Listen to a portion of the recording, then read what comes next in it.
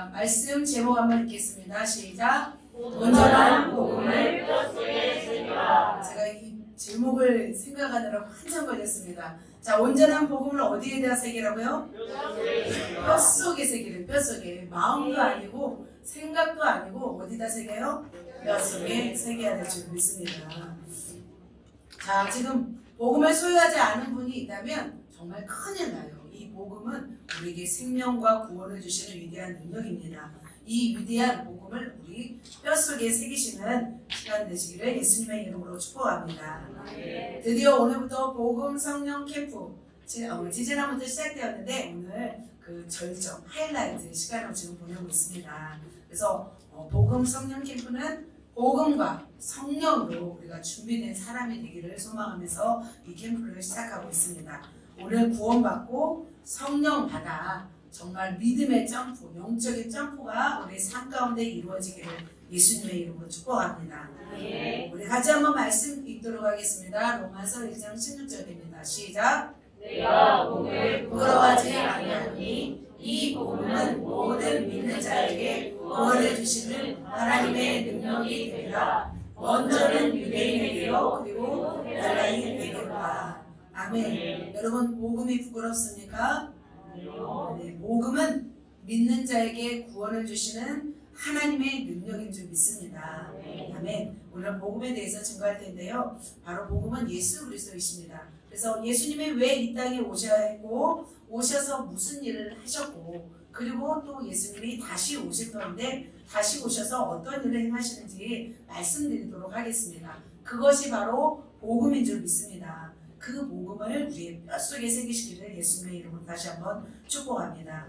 그 예수님은 지금 오셔서 부활하시고 승천하셨잖아요. 지금 그 예수님은 다시 어떻게 하실까요? 다시 이 땅 가운데 오실 것입니다. 오셔서 우리를 죄악 가운데, 죄와 또한 뭐죠? 선악 가운데 심판하실 것입니다.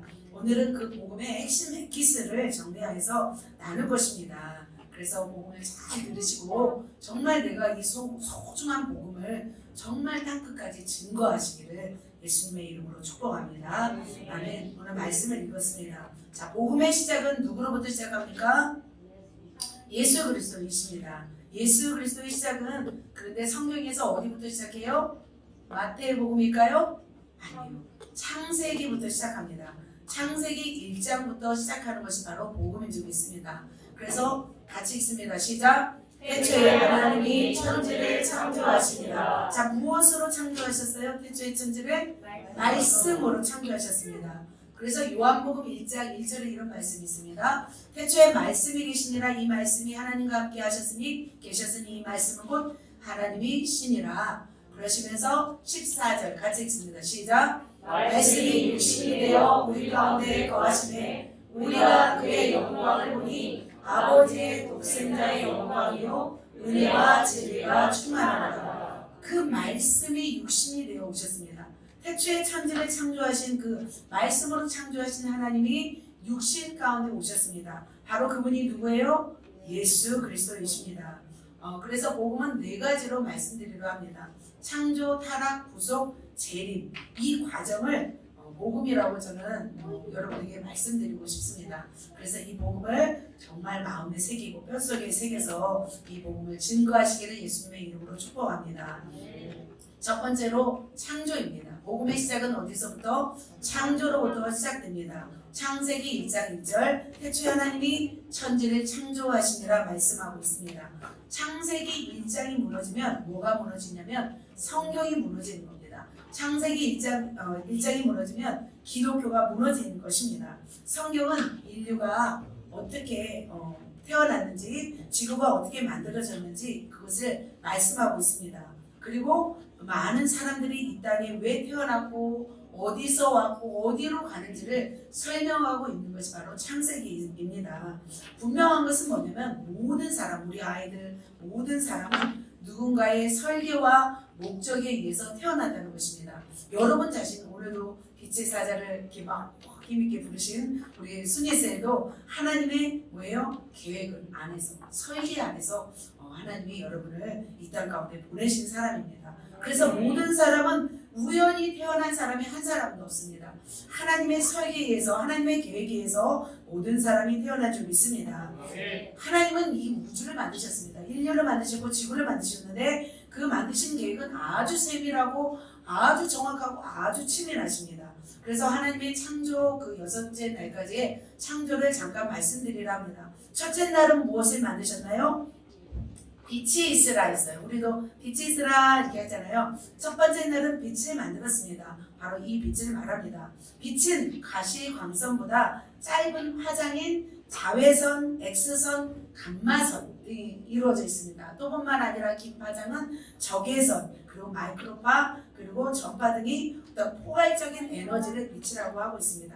이 빛은 우리의 눈에 보이지 않을 수가 있어요. 하지만 여러분은 어떤 경로를 통해서 알 수 있냐면 뜨거운 모래사장, 뜨거운 여름날에 자외선 크림을 바른 사람과 안 바른 사람이 차이가 나요. 바른 사람은 그대로 피부를 유지하지만 바르지 않은 사람은 타는 것을 볼 수 있습니다. 그걸 통해서 무엇이 존재한다는 걸 알 수 있어요. 이 빛이 존재한다는 것을 알 수 있습니다. X선 촬영을 하면 사람의 무엇까지 볼 수 있어요? 사람의 뼈까지도 사진 찍을 수 있는 그 빛이 있다는 거예요. 그래서 이 빛은 하나님이 첫째 날 창조하셨습니다. 그렇다면 이 빛이 없었다면 모든 별들의 모습을 우리가 볼 수 있었을까요? 이 빛이 없었다면 별들이 있는지도 몰랐습니다. 그렇다면 사람들이 이렇게 말할 거예요. 태양이 없는데 왜 빛이 먼저 존재해요? 저도 그 생각을 했어요. 태양이 먼저지 않을까요? 사람은 생각할 수 있어요. 그런데 이 빛이 먼저라는 거예요. 태양은 무엇과 무엇으로 구성되어 있냐면 헬륨과 수소로 구성되어 있어요. 그런데 이 빛이 없으면 태양이 발할 수가 없는 거예요. 이 빛은 무엇으로 또 비교할 수 있냐면 이 전구와 전기를 비교할 수 있어요. 전기가 있어야 이 전구에 뭐가 들어와요? 빛이 들어오는 거예요. 바로 이 빛을 첫째 날에 창조하신 거예요. 그 빛이 없는데 전구에 빛이 들어올 수 있어요? 없는 거예요. 이 땅에 빛이 없는데 태양이 비추지 못하고 별들이 반짝반짝 작은 별 비칠 수 있어요? 없다는 거예요. 그렇게 주님은 이렇게 첫째 날 뭘 만드셨냐면 이 빛을 만드신 줄 믿습니다. 믿으십니까? 네. 자, 둘째 날입니다. 둘째 날은 뭘 만드셨냐면 궁창을 만드셨습니다. 지구가 있고 지구 밖에 돌고 있는 것이 뭐예요? 바로 물층이죠. H2O라고 있습니다.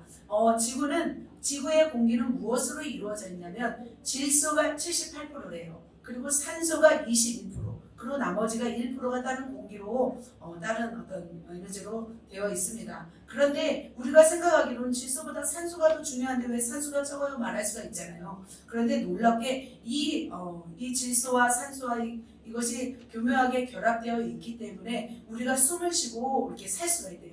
그런데 산소가 조금만 더 높아져도 어떻게 되냐면 불이 타버린대요. 그리고 물질이 다 썩어버린대요. 근데 산소가 적으면 어떻게 불이 잘 붙지 않는데요. 그래서 가스레인지 이런 모든 것들이 불이 잘 붙지 않는데요. 그래서 이 산소와 질소가 아주 적절하게 배합되어 있다는 거예요. 그런데 이 물질은 무엇과 무엇으로 이루어졌냐면 H2O, 수소와 산소로 이루어져 있어요. 수소 2개와 산소로 이루어져 있습니다. 수소는 그 자체로 물질을 태우는 그런 역할을 하고요. 산소는 바로 불을 지속시키는 성질입니다. 그런데 이 둘이 어떻게 되어 있어요? 지금 결합되어 있다는 거예요. 이거 자체가 참 신기한 거죠. 어떻게 불을 일으키고 불을 지속시키는 그 기체들이 어떻게 돼요? 둘이 결합되니까 물층이 형성된 거죠. 그래서 하나님은 정말 무에서 유를 창조하신 위대하신 하나님이심을 또 생각하게 됩니다. 그래서 지구 바깥의 물층 H2O가 형성되었고 지구 안에 평평하게 수면 위에 운행하시더라 말씀이 있는 것처럼 이 땅에는 평평한 중에 물층이 형성되어 있었어요. 그것을 몇째 날에? 둘째 날에 창조하셨어요. 그런데 노아 홍수 때 이 물층을 다 하나님이 다 퍼부어서 샘들이 터지면서 대격변을 일으키셨죠. 자, 둘째 날 창조하신 것이 뭐예요? 바로 궁창입니다. 자, 셋째 날 창조하신 것은 뭐냐면 이제는 물층이 아까 있었잖아요. 이 물층이 어떻게 됐냐면 이제는 물은 물대로 모여야 되고 땅은 땅대로 모여야 돼요. 그래서 지각 변동을 한번 일으키는 날이 셋째 날이에요. 그래서 지각 변동을 막 일으켜서 바다는 어떻게 해요? 깊은 해저가 되어서 그 속에 물을 다 모았고 땅은 무슨 더 이제 드러나서 융기되어서 산이 되었고 무지 되었던 거예요. 이해가 되시죠? 처음에는 평평했어요, 물질이. 그런데 셋째 날 바로 지각 변동을 한번 일으켰어요. 그리고 나서 땅에 무엇을 주셨냐면 씨 맺는 채소로, 씨 맺는 열매를 이렇게 주셨다는 거예요. 그래서 베드로후서 3장 5절에 이 말씀이 있습니다. 땅이 물에서 나와 물로 성립된 것도 하나님의 말씀으로 되었느니라, 이 말씀이 있어요. 그러니까 땅도 결국은 어디에서 물에서 올라왔다는 거죠. 그래서 하나님의 이 천지창조의 질서는 아주 세밀하고 정확하십니다. 그리고 넷째 날 무엇을 만드셨습니까? 드디어 하늘에 해, 달, 별을 만드셨습니다. 바로 넷째 날에 광명체들을 만드셨습니다. 하나님은 창조하실 때 그것이 크다고 해서 힘든 것이 아니에요. 하나님은 그 수가 많다고 해서 오래 걸리는 것이 아니에요. 하나님은 이 전능자 하나님이시기 때문에 수많은 이 별들, 수많은 이 행성들을 하루아침, 하루만 해도 만들 수 있는 그런 하나님이십니다. 무엇이 등장하냐면 바로 해달별이 등장한다는 것은 뭐냐면 계절, 날일, 달월, 해년이 등장한다는 거예요. 그것은 바로 뭐냐면 시간의 주기가 형성됐다는 거죠. 이들이 없으면 우리가 무엇을 알 수 없냐면 시간의 주기를 알 수 없어요. 바로 이 넷째 날에 이것을 만드셨습니다. 그래서 지구는 매일 어디를 돌아요? 한 바퀴를 자전해요. 그리고 1년에 태양을 한 바퀴를 공전합니다. 그리고 달과 지구와의 일정 거리를 두면서 한 달에 한 번 다른 지구를 공전합니다. 이것이 바로 어떻게 해요? 하나님이 만들어주신 질서예요. 그래서 달과 지구와의 사이에는 밀물과 썰물이 있습니다. 그래서 달과의 거리가 너무 가까우면 밀물, 썰물 차이가 너무 커서 그래서 과유불급이 돼요. 그래서 물고기들이 살 수 없어요. 달과 지구의 거리가 조금만 멀어도 이게 밀물과 썰물이 차이가 너무 커서 이제는 공기가 주입이 안 돼서 살 수가 없대요. 그래서 하나님은 정확하게 이렇게 노선을 정해서 정확한 거리에다가 해달, 별들, 달들을 정확한 거리에다 두고 일정한 거리를 두고 돌게 하신다는 것입니다. 그래서 이 기간은 어떻게 보면 주기는 바로 어떤 시기보다도 정확한 어떤 시간이죠. 그렇다면 이 해달별을 통해서 우리의 시간이 결정되는 거죠. 우리의 어떤 일년이 주기가 형성된 거예요. 그래서 하나님이 이것을 창조하신 날이 바로 넷째 날인 줄 믿습니다. 자, 다섯째 날입니다. 다섯째 날은 뭘 창조했어요? 자, 아까 셋째 날에 물과 산, 땅이 나눠졌다고 했잖아요. 그래서 물 속에다는 뭘 놓으셨어요? 물고기들을. 뭐가 제일 맛있어 보입니까? 저는 먹는 걸로 보이더라고요. 다 이거 보면서. 저는 큰 녀석인데 큰 것도 보이고. 자, 그 다음에 하늘에 나는 것들은 뭐예요? 새. 새는 좀 목재 것이 좀 없어 보이죠? 네, 새는 귀엽습니다. 이렇게 창조하셨습니다. 자, 그렇다면 씨 맺는 채소를 다 만들어 놓고 해달별을 만들어 놓고 그런 다음에 하나님이 뭘 만들었어요? 바로 물고기와 새를 만들었어요. 닭이 먼저일까요? 알이 먼저일까요? 닭이 먼저입니다. 우리 김대성 성도님이 닭이 먼저예요? 알이 먼저요? 이걸 물어보시더라고요. 자, 그러면 닭이 먼저일까요? 알이 먼저일까요? 닭이 먼저인 거죠. 자, 진화론의 어떤 주장으로는 아메바가 진화되어서 생물이 되었다고 주장하고 있습니다. 그런데 한 생물이 다음 단계로 진화하기 위해서는 막 수천만 년이 걸린다고 하고 있습니다. 그런데 진화론이 잘못된 것이 뭐예요? 전이 형태가 없는 거예요. 물고기에서 양서류로 가는 형태가 없는 거예요. 양서류에서 파충류로 가는 형태가 없는 거예요. 파충류에서 조류로 가는 형태가 없는 거예요. 지금도 수억 개의 화석이 있습니다. 그 화석 중에서 중간 형태의 화석이 없다는 거예요. 발견할 수가 없다는 거예요.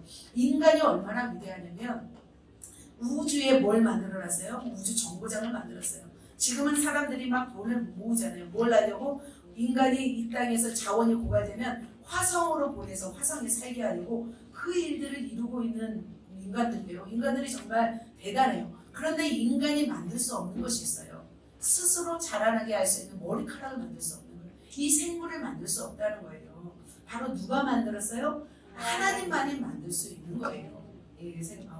바로 생물은 그래서 조류와 어류를 만들었습니다. 마지막 주입니다. 마지막 날 여섯째 날은 뭘 만드셨냐면 육지 동물과 사람을 만드셨습니다. 가축과 기는 것과 짐승을 만들었습니다. 고래가 바다에서 가장 크죠. 그러면 육지에서는 뭐가 제일 커요? 코끼리입니다. 코끼리가 하루에 먹는 양이 한 번 먹는 물의 양이 150리터나 됩니다. 그리고 200kg가 넘는 밥을 먹어야 됩니다. 코끼리가 무게가 6톤이 넘는데 6.6톤이나 됩니다. 어마어마한 그런 하나님이 만드셨죠. 코끼리는 여기서 키울 수는 없는 것 같아요. 자, 기린이죠. 기린. 우리는 코끼리인 줄 알아도 키울 수 없어요.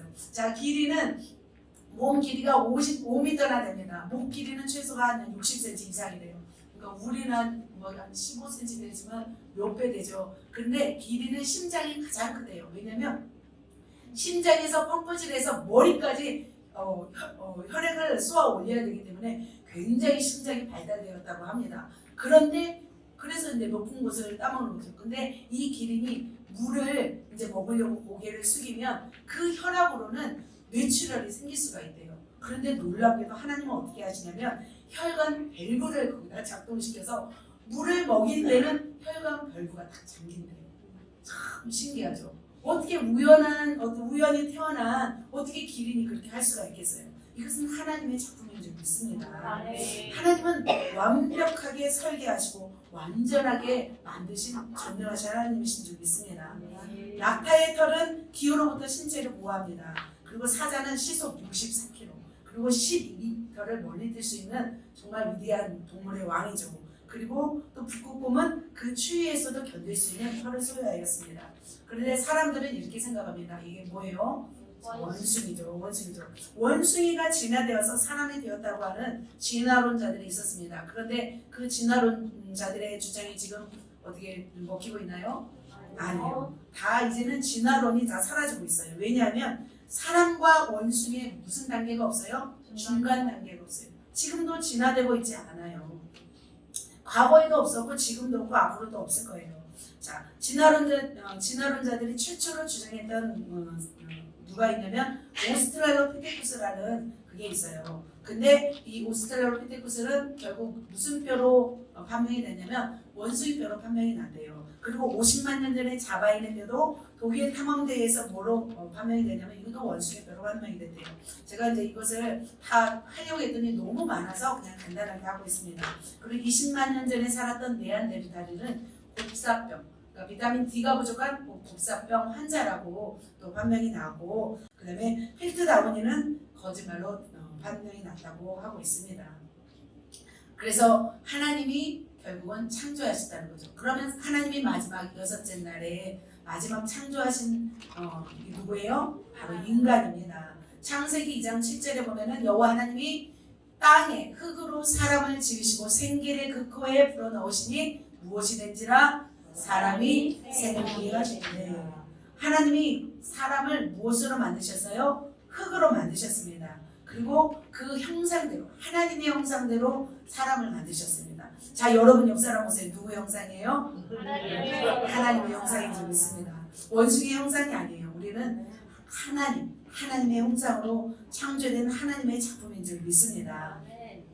요한복음 1장 3절에 이렇게 나와 있습니다. 만물이 그로 말미암아 지은 바 되었으니 지은 것이 하나도 그가 없이는 된 것이 없느니라 말씀하고 있습니다. 이 말 뜻은 뭐냐면 자연 만물을 보면 너무나 경이롭잖아요. 그래서 누군가 정말 신이 아니면 창조주가 아니면 존재할 수 없구나라는 우리에게 말씀하시는 거예요.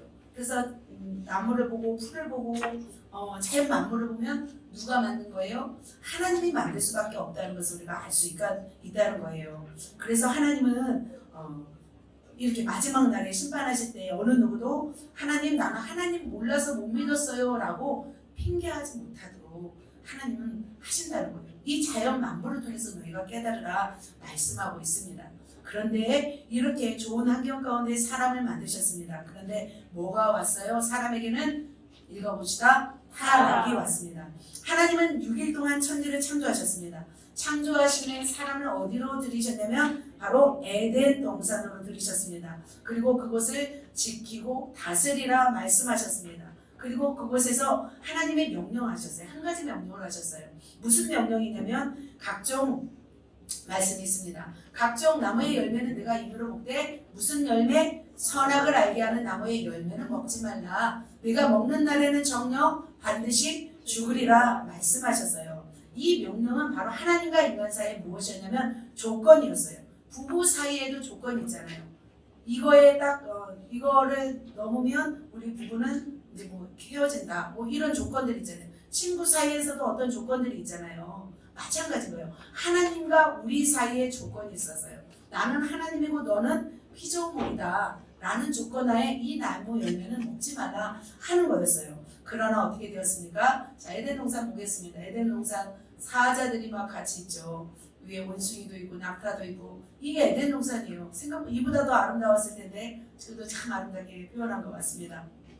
이렇게 처음 이렇게 행복하게 지내고 있다가 어느 날 세월이 지나자 아담과 하와는 하나님의 명령을 어기고 뱀의 유혹에 빠져들었어요. 그렇게 사랑을 받고 모든 환경과 모든 상황들을 그리고 뭐예요? 또 생명수가 있어서 영원히 살 수 있는 그런 환경을 주셨음에도 불구하고 하나님의 명령을 어기고 말았어요. 그 결과 그것이 죄를 범한 결과 어떤 저주가 있냐면 남자에게는 정말 수고하여야 땀 흘려 일해야만이 소산을 먹을 수가 있게 되었고 여자에게는 해산의 고통이 오게 되었습니다. 그리고 하와를 유혹하여 또 선악과를 따먹게 한 뱀에게는 저주가 왔어요. 배로 땅을 기어다니게 하는 그런 저주가 왔습니다. 그런데 거기서 끝나지 않았어요. 여기서만 끝나면 괜찮아요. 그런데 더 큰 저주가 왔어요. 어떤 저주가 왔냐면 하나님과의 관계가 끊어져 버린 저주가 왔어요. 그게 죽음이에요. 두 번째 죽음은 이젠 영원히 살 수 있었는데 인간이 육체가 되면서 육체가 죽게 되었어요. 육체가 죽게 된 것으로만 끝나도 괜찮았어요. 그런데 다음 죽음이 있어요. 무슨 죽음이 왔냐면 이제는 영원한 죽음. 이제는 죽어서 어디로 가게 되었냐면 죄 때문에 지옥에 가게 되었다는 거예요. 그래서 모든 사람이 이제는 어떤 운명에 처하게 되었냐면 지옥에 갈 운명에 처하게 되었다는 거예요. 그런데 이 죄는 어떻게 되냐면 우리 인간에게 유전이 되었어요. 서진이 봐봐요. 엄마 아빠는 판박이잖아요. 지금도 마찬가지죠. 마찬가지인 거예요. 죄가 유전이 되었다는 거예요. 아담의 죄가 우리 인류에게 모두에게 유전이 되었기 때문에 이 중에서 죄가 없는 사람이 있어요? 생각으로 마음으로 다 죄 짓는 사람인 거예요. 저는 착하기 때문에 죄를 안 짓는 줄 알았어요. 그런데 하나님이 제 죄를 막 들추어내는데 와 정말 인간이 싫어질 정도로 제 안에 죄성이 이렇게 많구나라는 것을 알게 되었습니다. 믿습니까? 좀 속상합니까 여러분? 네, 그래요. 이 죄가 우리에게 왔다는 거예요. 그래서 지옥에 가게 되었는데 잠시 지옥에 대해서 잠시 설명하도록 하겠습니다. 이것이 지옥입니다. 원래 지옥은 누가 가기로 되어 있었냐면 타락한 천사, 악한 영을 그곳에 보내려고 했어요. 그럼에도 불구하고 이 타락한 천사는 아까 뱀으로 나타나서 누구를 유혹했어요? 인간을 유혹했어요. 그래서 이제는 타락한 천사만 가는 것이 아니라 죄진 인간들과 같이 가려고 얘네들이 꿰었던 거죠. 그래서 이 지옥이 가게 되었습니다. 지옥이 없었으면 좋겠지만 지옥은 진짜 있어요. 보이지 않죠. 하지만 성경이 나와 있다는 거죠. 그리고 더 하나님을 알게 되면 지옥불에 대해서 알게 되죠. 많은 게임에서도 왜 뭐 지옥이 나오겠어요? 그냥 뭐는 없는 것이 뭐 나오겠어요? 영화도 지옥 나오잖아요.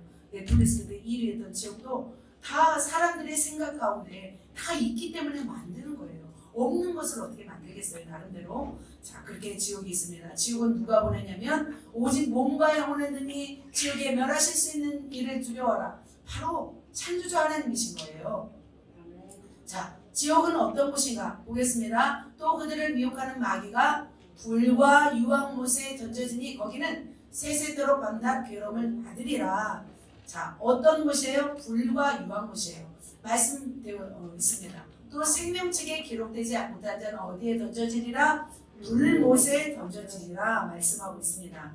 하나님은 이 마지막 때 이제 예수님이 오세요. 그리고서 심판을 하세요. 결국은 지금 예수님이 올 준비를 하고 있잖아요. 그래서 죄를 지은 인간이 가게 될 곳이 어디냐면 바로 지옥이에요. 거기서는 무엇으로 타고 있냐면 불에서 영원히 타는 거예요. 그래서 영원토록 불에 타는 고통을 당하고 있는 곳이 어디냐면 지옥인 거죠. 어떤 전도사님에게 이 지옥에 대해서 보여주셨대요. 그 지옥을 보여주셨다고 합니다. 지옥이 이렇게 되겠죠. 그곳에 있는 사람들은 어땠냐면 새까맣게 타서 형체를 알아볼 수가 없었대요. 그리고 그곳에서는 뭐만 들렸냐면 비명소리만 들리기 시작이 돼요. 그리고 끝이 보이지 않는 불못으로 들어가서 끝이 보이지 않대요. 그래서 그곳에서 계속 타는 거예요. 몸이 계속 타는 거예요. 그런데 온도가 변할까요? 온도가 변하지 않는데요. 그리고 그 영혼에게 고통을 줄 뿐인 거죠. 그런데 놀라운 것은 뭐냐면 이 불꽃 속에서 다 타요. 저렇게 막 다 타요. 막 고통하면서 타요. 그런데 다 타고 나면은 다시 원래대로 다시 복귀되는 거예요. 다시 원래대로 복귀돼서 또 타게 되는 거예요. 여러분 화상을 입어본 사람이 있어요? 화상을? 우리 딸이 화상을 입어본 적이 있고 화상 손에만 화상을 입어도 얼마나 뜨거워요. 다른 칼에 된 고통보다 불에 된 고통만큼 더 고통이 없는 것 같아요. 그런데 이 지옥은 이 불로 타는 고통인 거죠. 손가락만 따도 힘든데 날 온몸이 계속 불탄다면 얼마나 힘들까요? 그리고 재생이 되면 또 타고 또 타고 그런 곳이 바로 지옥불입니다. 그런데 이 지옥불도 있는데 아까 또 무슨 못이 있었어요? 지옥불 다음에 불못 다음에 유황못이 있어요. 그러니까 사람의 죄의 강도에 따라서 지옥불에 들어가는 사람이 있고 더 악한 죄를 지은 사람은 유황못에 들어가요. 유황을 한번 보겠습니다. 유황은 이렇게 생겼어요. 인도네시아 막 이런 곳에서 화산 있는 곳에서 그 유황을 캐서 목숨을 걸고 저 유황을 캐요. 그래서 유황을 파는 거예요. 그러니까 잘 조금 하지 않겠죠. 않으니까 거기서 이 유황을 캐내는 거죠. 유황은 이렇게 생겼습니다. 그런데 유황못은 바로 뭐예요? 이렇게 막 저 유황으로 되는 것이 타고 있는 거예요. 그리고 훨씬 더 7배가 더 뜨겁다고 합니다. 이 뜨거운 지금 생각하면 어떻게 보면 용광로라고 할 수 있는 것 같아요. 불못은 그냥 막 불이 탄다면 용광로라고 할 수 있습니다. 저 어디냐면 여기 투크메니스탄인데요. 그리고 40년 동안 계속 이렇게 불이 타고 있대요. 이곳에 완전히 어마어마하죠. 이 불못이라면 아까 그곳은 유황못인 거죠. 유황못 이런 곳에서 타고 있다는 거죠. 그래서 이곳에 들어가서 이곳은 유황못은 비명 소리도 낼 수 없대요. 왜냐하면 용광로 속에 들어간다고 생각해봐요. 얼마나 무서워요. 그런데 이 불못 유황못이 1시간 2시간이 아니에요. 1000년 만년이 아니에요. 영원토록 이 불못 유황못에 죄를 지은 인간이 들어간다는 것입니다. 여러분 믿습니까? 저는 막 이거 생각하면 정말 두렵고 떨려서 그래서 이번 주도 우리 혜정 우리 간사님의 할머니가 돌아가셔서 지금은 그런 것 같아요. 누가 돌아가시면 천국 갔을까 지옥 갔을까 이건 거예요. 천국에 가면 좋은데 지옥에 가면 나중에 이곳으로 떨어질 텐데 그래서 우리가 이곳에 온 친구들이나 이곳에 온 분들이나 우리의 가족이 모두가 이곳에 들어가지 않도록 해야 될 줄 믿습니다. 저는 겁을 주려고 지금 복음을 증거하는 것이 아니에요. 경각심을 가지고 신앙생활을 하라는 마음으로 저는 이 말씀을 증거하고 있습니다. 그래서 때로는 우리가 증거해야 할 사람이 이것을 모른다면 그 핏값을 누구에게 묻는다고 했어요? 우리에게 묻는다고 하셨잖아요. 나팔수가 나팔을 불지 않으면 그 나팔을 불지 않은 나팔수에게 그 책임을 묻는다고 지난번에 말씀을 드렸습니다. 자, 그런데 기독교에서 이렇게 천국과 지옥이 있다고 말씀드려도 왜 사람들이 이렇게 계속 지옥에 남떨어지 하나님을 멀리하면서 왜 사람들이 이렇게 살아갈까요? 그러니까 영원한 죽음인 줄 알면서도 불구하고 계속적으로 이 세상의 달콤함을 이기지 못하는 이유가 있다는 거죠. 왜냐하면 인간은 전적으로 타락했기 때문이에요. 전적으로 부패하였기 때문이라고 성경은 말씀하고 있습니다. 그래서 로마서 3장 10절에 기록된 바 의인은 없나니 하나도 없으며 그리고 28절에 이런 말씀이 있습니다. 같이 읽겠습니다. 시작.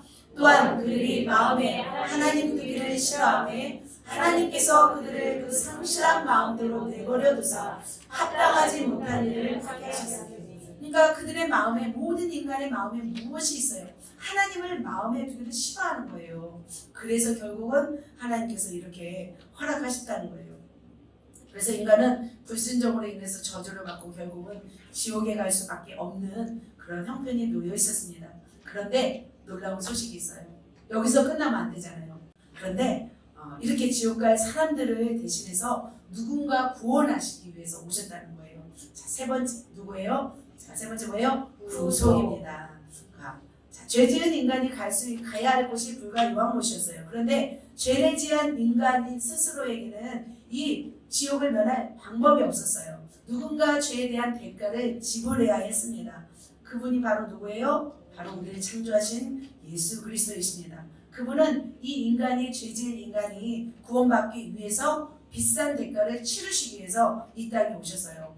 예수님에 대해서는 제가 아는데 예수님은 2000년 전에 이 땅 가운데 오셨어요. 누구의 몸에 오셨냐면 동정녀 마리아의 몸으로 오셨어요. 성령으로 인도되었어요. 하나님의 영광을 버리고 이 땅 가운데 오셨습니다. 하나님이신 예수님이 이 땅 가운데 오신다면 막 위협적인 모습이나 어떤 천사의 모습이나 어떤 막 무서운 모습으로 오신 것이 아니었어요. 똑같은 누구의 모습으로 오셨어요? 저와 여러분과 같은 인간의 모습으로 오셨습니다. 그렇다면 왜 인간의 모습으로 오셔야 했을까? 예수님이 오신 이유가 있었어요. 인간의 모습으로. 바로 이것입니다. 죄를 지어서 인간과 하나님과의 관계가 어떻게 되었어요? 단절이 되었어요. 그렇기 때문에 인간은 하나님의 언어를 알아들을 수가 있어요? 없어요? 알아들을 수가 없는 거예요. 그렇기 때문에 인간으로 오셔서 그 인간에게 말씀을 해주시기 위하신 거죠. 물론 십자가의 대가를 치르시기도 하시지만 그 말씀을 하시기 위해서 인간으로 오셨다는 것입니다. 그리고 나서 그 예수님은 너무나 잔인하고 처참한 죽음 가운데 그 대가를 지불하셨습니다. 물과 피를 쏟으셨습니다. 우리를 천국을 보내시기 위해서 예수님은 죽으셔야만 했습니다. 자, 이렇게 말씀하고 있습니다. 자, 그러면 예수님은 어떻게 말씀하셨냐면 이렇게 말씀하셨어요. 인간에게 언어로 들려주시기 위해서 같이 읽습니다. 시작. 예수께서 이르시되 나는 부활이요 생명이니 나를 믿는 자는 죽어도 살겠고 무릇 살아서 나를 믿는 자는 영원히 죽지 아니하리니 이것을 내가 믿느냐 이렇게 말씀하고 있습니다. 여러분 믿습니까? 자, 나는 부활이라고 말씀하고 있습니다. 나는 생명이라고 말씀하고 있습니다. 나를 믿는 자는 죽어도 살겠고 우리가 육신은 죽어도 나중에 다시 산다는 뜻입니다. 그리고 살아서 믿는 자는 어떻게 해요? 살아서 믿는 자는 주님이 오셨을 때, 그죠? 주님이 오시면 우리가 살잖아요. 죽지 않잖아요. 그때 어떻게 해요? 영원히 어떻게 된대요? 죽지 아니하리라. 영원히 천국에서 산다는 뜻입니다. 그래서 이사야서 이런 말씀이 있습니다. 그가 찔림은 우리의 허물 때문이요 그가 상함은 우리의 죄악 때문이라. 그가 징계를 받음으로 우리는 평안을 누리고 그가 채찍에 맞음으로 우리는 나음을 받았도다. 이렇게 말씀하고 있습니다. 우리에게 생명을 주시기 위해서 죄로 죽을 우리를 대신해서 예수님은 고난을 당하셨습니다. 그것을 믿으십니까? 믿으셔야 될 줄 믿습니다. 예수님은 죄가 없으신 분이셨어요. 그 당시 십자가 처형을 당하셨습니다. 예수님은 십자가 처형을 당하셨는데 이 십자가 처형은 뭐냐면 국가를 반역하거나 극악 무도한 범죄자들 그리고 노예자들 페니키아인들을 막 알렉산더가 한 2,000명 되는 사람을 십자가에다 못 박혀 죽이잖아요. 엄청난 형벌이었습니다. 그런데 예수님은 이 십자가를 지셨고 그 전에 채찍에 맞으셨어요. 이 채찍은 어떻게 생겼냐면 이렇게 생겼어요. 자, 나무로 된 그 앞에 피스가 있고 나무로 된 동그란 구슬도 있고 뼈 조각도 있고 가죽끈이에요. 가죽끈. 완전히 그리고 동물의 뼈 그리고 날카로운 뼈 조각, 쇠 조각, 가시, 쇠구슬로 되어 있었어요. 그래서 이 위협적인 뭘 넣었어요? 가죽끈에다가 다 매달아 놓은 거예요. 그리고 저 가죽끈으로 누구를 때리셨어요? 예수님을 때리셨어요. 예수님을 사실은 이보다 더 흉측했대요. 더 완전히 갈기갈기 찢기셨대요. 그 채찍에 맞으면 어떻게 되냐면 살이 찢겨나가고 근육이 드러난대요. 근골이 드러난대요.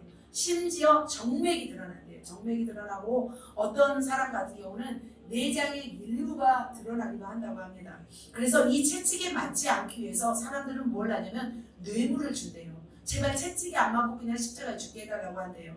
예수님의 형체가 어느 정도였냐면 어떤 문헌에 보니까 정말 너무나 알아보기 힘든 수준으로 망가지셨대요. 예수님이 실제로. 그래서 사람들이 고개를 돌릴 정도의 모습이었대요.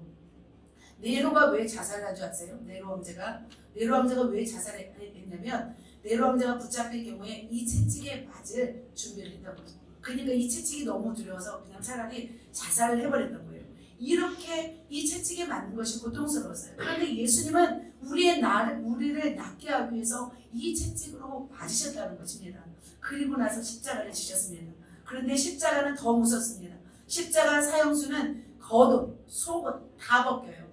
다 벗기고 그리고 나서 나체로 만든 다음에 초대형 대못을 박습니다. 그래서 손목 사이에 있는 그 중간에 뼈에 박습니다. 그리고 발에 박습니다. 그리고 그 못에 사람의 몸이 지탱하는 것은 엄청난 고통인데 그 고통을 예수님이 감당하셨습니다. 숨을 쉬면은 손과 그 발에 이 고통 때문에 기절을 한대요. 이 십자가 형들에 기절합니다. 그래서 죽고 싶어도 죽을 수 없는 상태를 계속 반복하면서 질식사를 하는 이것이 바로 십자가형이었습니다. 그리고 결국은 심장이 터져 죽거나 그리고 어떻게 돼요? 질식사로 죽는 거죠. 그리고 이 십자가에 죽을 때는 모든 오물들을 다 쏟아낸대요. 소변과 대변과 모든 침과 이 모든 것들을 다 쏟아내면서 죽는 형벌이 바로 이 십자가 형벌이라고 하였습니다. 그래서 사람들은 마취제를 투여해야 돼요. 마취제를 투여해야 돼요. 너무 고통스러워요. 근데 예수님은 그 모략이든 포도주를 마셨어요? 안 마셨어요? 안 마셨어요. 그냥 고통을 다 감당하시기 위해서 그렇게 마시지 않으셨어요. 그래서 이 형벌이 너무 혐오스럽기 때문에 로마 시민권자들에게는 적용하지 않도록 할 때, 그래서 다른 이방인들에게만 이 십자가를 적용하였다고 합니다. 이렇게 잔인하고 고통스러운 형벌을 누가 당하셨냐면 저와 여러분을 위해서 누가 당하셨어요? 예수 그리스도가 대신 지신 줄 믿습니다. 인간을 대신해서 죽으시고 인간을 대신해서 이 험한 십자가를 지신 분이 바로 누구십니까? 바로 예수 그리스도. 그분이 바로 하나님이세요. 아까 천지창조 때 같이 계셨잖아요. 예수님이. 그 하나님이 인간의 몸으로 오셔서 대신해서 죽는 거예요. 대충 죽는 것이 아니었어요. 가장 험악하게, 가장 처참하게, 가장 고통스럽게 죽으신 분이 바로 예수 그리스도이신 줄 믿습니다. 믿으십니까? 우리가 이분을 믿어야 돼요. 이 예수 그리스도를 믿지 않으면 하나님께로 나아갈 수 없어요. 그래서 마지막 찬양 보혈을 지나 예수님의 피가 온 강, 온 나라, 온 열방 가운데 다 흐르는 거예요. 그래서 그 보혈의 강을 침투해서 완전히 보혈을 바르고 나서 하나님 면전에 갈 수 있는 거예요. 우리가 예수님을 믿지 않고서는 하나님께로 갈 수 없는 거예요. 바로 예수 그리스도를 영접하는 자만이 바로 천국에, 지옥에 가지 않고 천국으로 갈 수 있는 유일한 길인 줄 믿습니다. 아멘. 그런데 그 예수님은 바로 무덤에 갇히셨을까요? 무덤에 갇히지 않았어요. 바로 어떻게 되셨어요? 부활하셨어요. 며칠 만에 부활이라는 것은 다시 살아나는 거예요. 처참하게 죽으셨는데 4일 만에 예수님은 다시 살아나셨어요. 할렐루야. 그래서 하나님이신 거예요. 만약 예수님이 죽었더라면 일반 공자나 부처나 왕후에도 똑같죠. 일반 4대 성자나 똑같죠. 그러나 예수님은 살아나신 줄 믿습니다. 예수님은 어떤 종교 인물이 아니었어요. 4대 성인 중에 한 명이 아니에요. 예수님은 바로 하나님이신 줄 믿습니다. 예수님은 이렇게 부활하셨어요. 부활하신 다음에 어떻게 했냐면 40일 동안 그 이스라엘에서 제자들 500여 형제에게 보여주셨어요. 보여주시면서 내가 살아났다. 내가 다시 그리고 내가 부활하였다. 손에 못 자고 도마에게도 보여주시잖아요. 이렇게 창자국도 다 보여주시잖아요. 그리고 나서 어떻게 해요? 그리고 승천하신 줄 믿습니다. 승천은 어디냐면 바로 하늘나라로 올라가셨습니다. 근데 그 예수님이 다시 어떻게 되냐면 다시 오신다고 말씀하고 있습니다. 마지막 대재림입니다. 시작. 재림. 그리스도의 재림과 심판입니다. 자, 이렇게 해서 예수님은 다시 오신다고 말씀하고 있습니다. 예수님은 십자가에 죽으시고 3일 만에 부활하신 후에 제자들이 보는 앞에서 하늘로 승천하였습니다. 그리고 마지막 날에 무엇 타고 오신대요? 구름 타고 오신대요. 나팔 소리에 구름 타고 오신 줄 믿습니다. 예수님 보고 싶습니까? 네. 예수님이 저는 좀 안 죽고 좀 예수님 만나고 싶어요. 우리 목사님은 좀 돌아가시고 예수님 만나지만 저는 안 죽고 살아서 우리 예수님 보게 해요. 그러기 위해서 어떻게 해야 될까요? 그러기 위해서는 이렇게 해야 돼요. 안 죽고 우리 예수님 보려면 시작. 이 천국 복음이 모든 민족에게 증언되기 위하여 온 세상에 전파되리니 그제야 끝이 오리라. 아멘. 그러니까 이 복음을 온 민족에게 증언하면 예수님이 오신다는 거예요. 그래서 우리가 빨리 발빠르게 움직이면서 복음을 증거해야 될 줄 믿습니다. 빈자는 언제 오시냐면 그런데 그날과 그 시는 아무도 모르나니 하늘의 천사들도 모르고 아들도 모르고 오직 아버님만 아시느니라.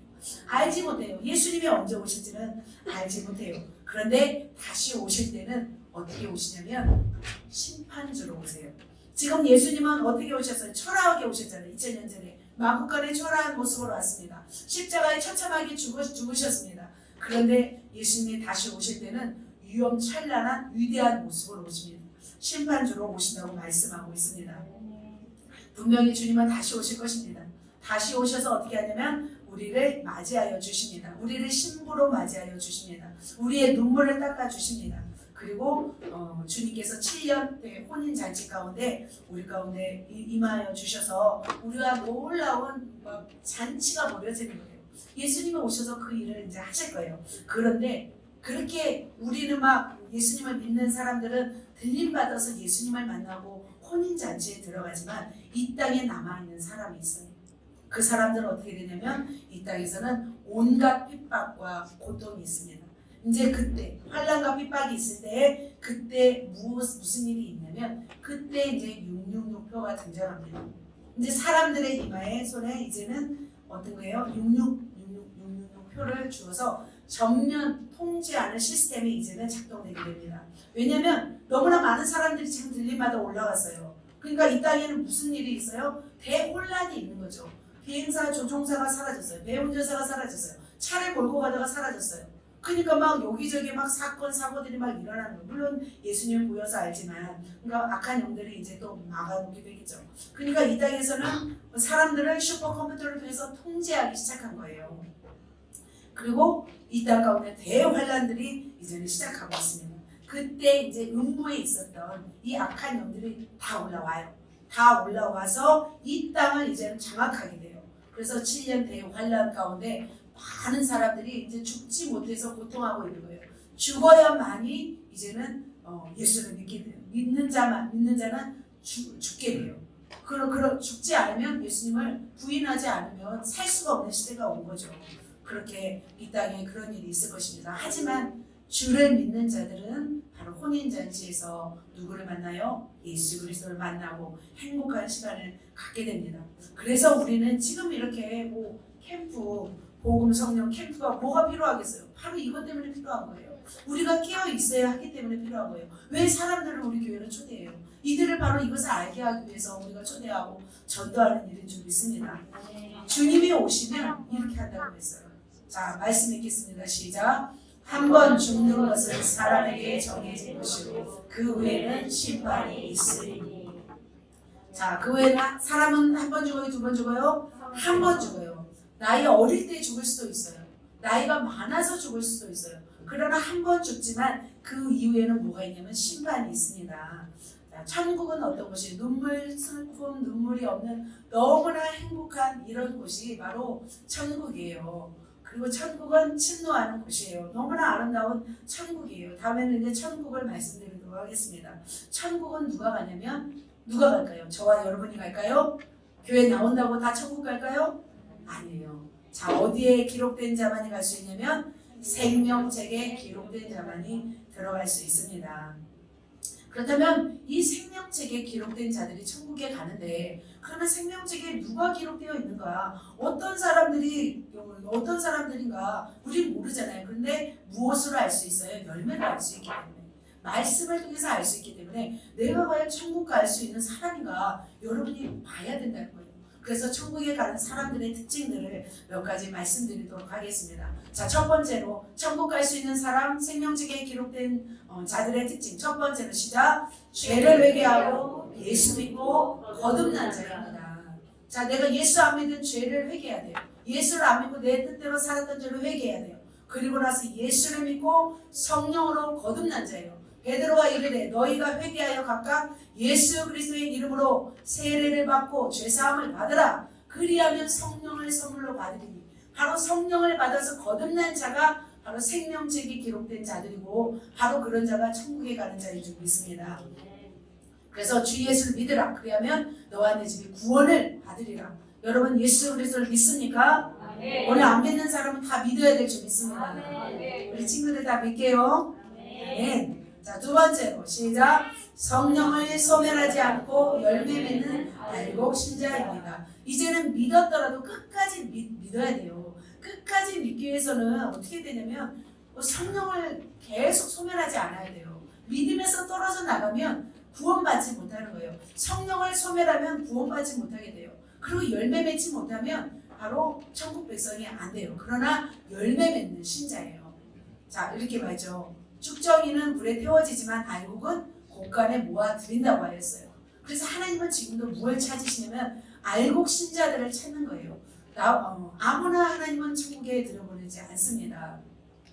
그래서 어떤 자들이 천국에 가요? 바로 등불을 준비한 자입니다. 그리고 자, 세 번째로 시작. 주님의 뜻대로 행한 자입니다. 주님의 뜻은 뭐예요? 성경의 말씀대로 행하는 자가 천국에 가는 거예요. 나더러 주여 주여 하는 자마다 천국에 들어갈 것이 아니요 다만 하늘에 계신 내 아버지의 멋대로 뜻대로 행하는 자라야 천국에 들어가느니라 주님이 말씀하고 있습니다. 그래서 반드시 저와 여러분은 누구의 뜻대로 살아가야 돼요? 바로 하나님 뜻대로 살아가야 될 줄 믿습니다.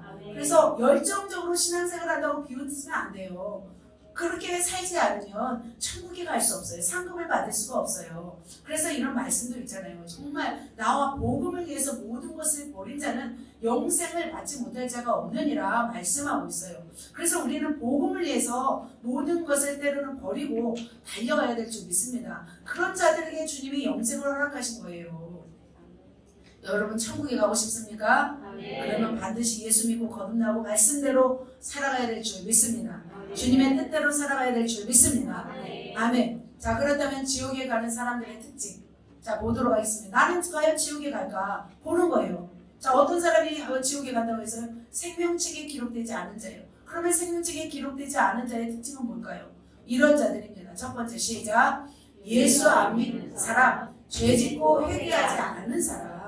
예수 안 믿는 사람이 지옥 가는 거예요. 자, 아까 예수님이 어떤 고통을 당하셨어요? 채찍에 맞으시고 십자가를 지셨어요. 인간이 죄로 인해서 다 지옥 가게 되었지만 그 값을 치르셨어요. 그래서 예수님을 반드시 믿어야 되는 거예요. 믿지 않고서는 천국에 갈 수 없어요. 자, 두려워하는 자들과 믿지 아니하는 자들은 흉악한 자들, 살인자들, 음행하는 자들, 점술가들, 우상 숭배자들과 거짓말하는 모든 자들은 같이 있습니다.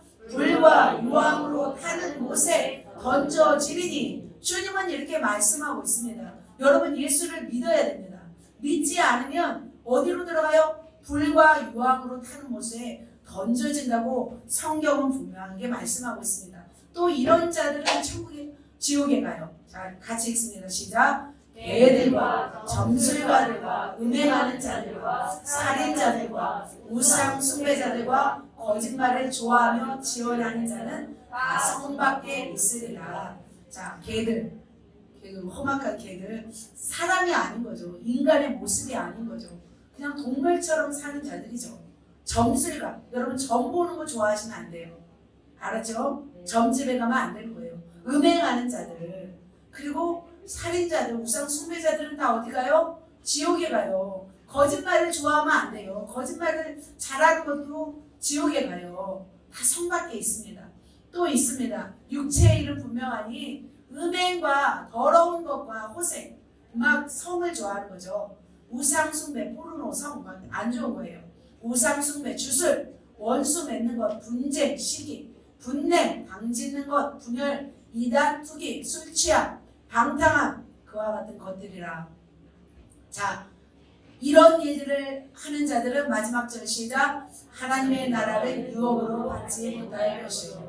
이런 일을 행하는 자는 다 어디에 가요? 지옥에 가요. 그래서 셀 리더들은 정말 셀러들이 이런 죄를 짓고 있다 그러면 끊어내야 되는 거예요.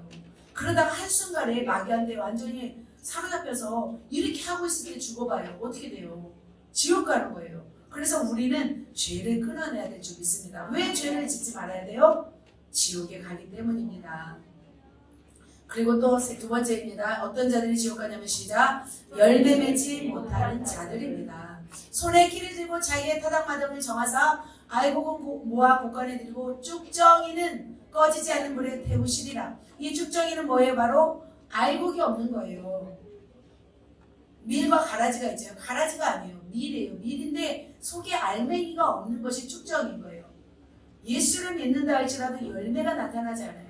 성령의 9가지 열매가 드러나지 않아요. 예수님을 닮지 않아요. 그냥 세상 사람들과 똑같이 반복하는 죄와 더러운 말과 흉악한 행동과 이런 자들은 천국에 갈 수 없다는 거죠. 지옥에 간다는 거죠. 그리고 마지막 절, 좋은 포도 맺기를 바랐더니 들포도를 맺혔더라. 그러니까 하나님은 우리에게 계속 은혜를 주세요. 예배를 통해서, 안수를 통해서, 기도를 통해서 계속 은혜를 주지만 계속 우리의 삶에서 열매가 드러나지 않고 세상 사람들과 똑같이 정말 먹고 마시고 흥청망청 세상적으로 살아가고 정말 주님의 모습을 담지 않는다면 바로 들포도인 거예요. 그게 그런 사람은 천국에 갈 수 있어요? 없어요? 없다고 말씀하고 있습니다. 열처녀 비유에서도 기름 준비하지 못한 게으른 5처녀는 어디에 가요? 지옥에 가요.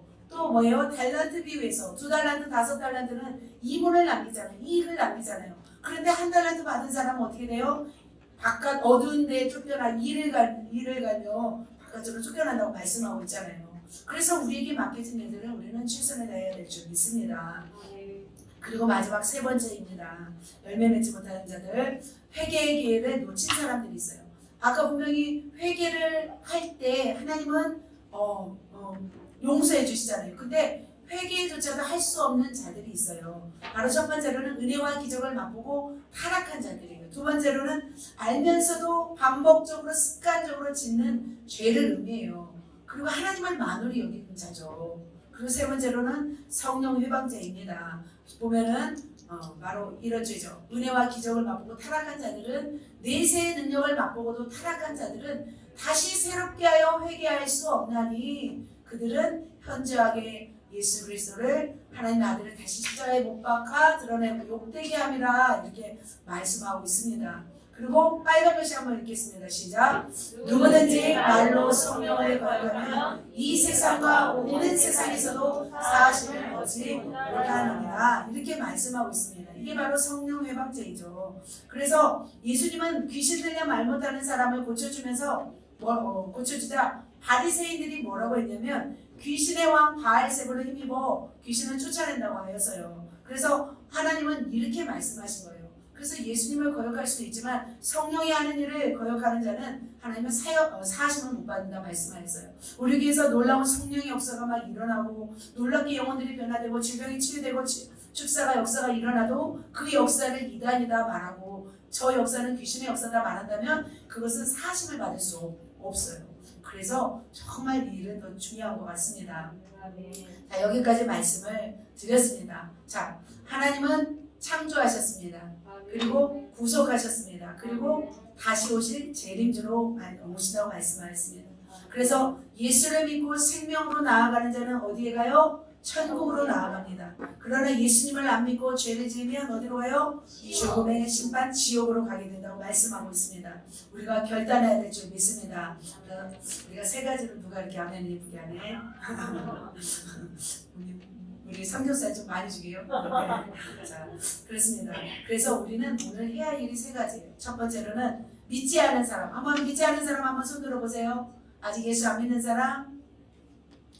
네, 우리 친구 1명 또 믿어요, 친구? 네, 정말 제대로 믿지 않으면 우리 믿어야 돼요. 그래서 믿지 않은 사람은 즉시 예수님을 나의 구주 하나님으로 영접해야 됩니다. 오늘 영접 기도를 할 거예요. 예수님을 믿지 않은 죄를 첫 번째 회개해야 돼요. 하나님은 어떤 하나님이시냐면 분노하시는 하나님이세요. 왜 분노하실까요? 하나님은 보복하시는 하나님이세요. 왜 보복하세요? 예수님을 이 땅에 보내셔서 그 험악한 채찍에 맞으시고 그 십자가를 대신해서 죽으셨음에도 불구하고 그 예수님을 믿지 않은 죄를 강팍하다고 생각하시면서 그들을 향해서 진노를 쏟아부으세요. 그래서 노아의 홍수 때 완전히 다 쓸어버리잖아요. 자, 두 번째로 또 우리가 해야 할 일이 있습니다. 믿고 사는 자일지라도 우리가 해야 할 일은 뭐예요? 아직 남아있는 죄가 있어요, 없어요? 끊지 못하는 죄가 있어요, 없어요?